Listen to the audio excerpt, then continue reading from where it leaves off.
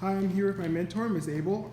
She has been mentoring me and walking me through with realistic expectations throughout my Capstone project, and I'm just here to ask you a few questions. My first question is, what made you start wanting to volunteer at Dulles Health Food Pantry? I wanted to volunteer because I wanted to help the community and do something for my neighbors. I really believe in helping your neighbors, and this is a great way to get involved. And you'd be surprised to know how many people really are struggling to make ends meet every month, even the person next door to you, even though we live in Loudoun County. And so I really feel like this is a great cause, and it's in our community. So that's why I started. I started about 5 years ago, and now I'm on the board of directors, and so we help to sort of lead the vision of the pantry.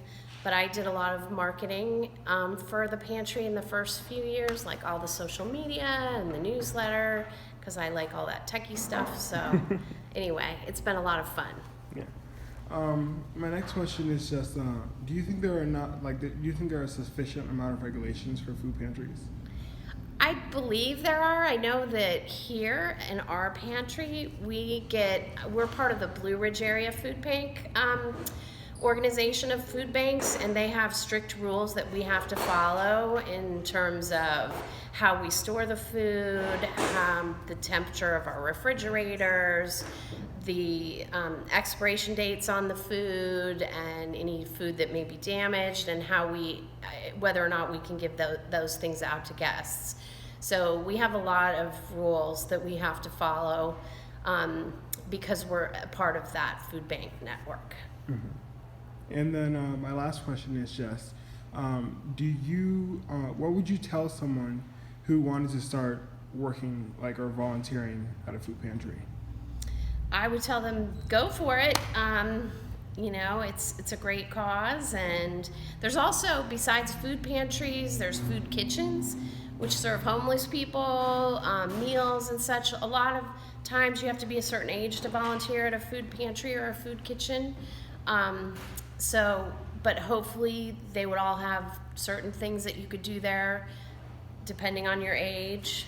So I would just highly encourage it, because I know the people that we serve here and the people that are served at other food pantries and at food kitchens really, really appreciate it. Mm-hmm.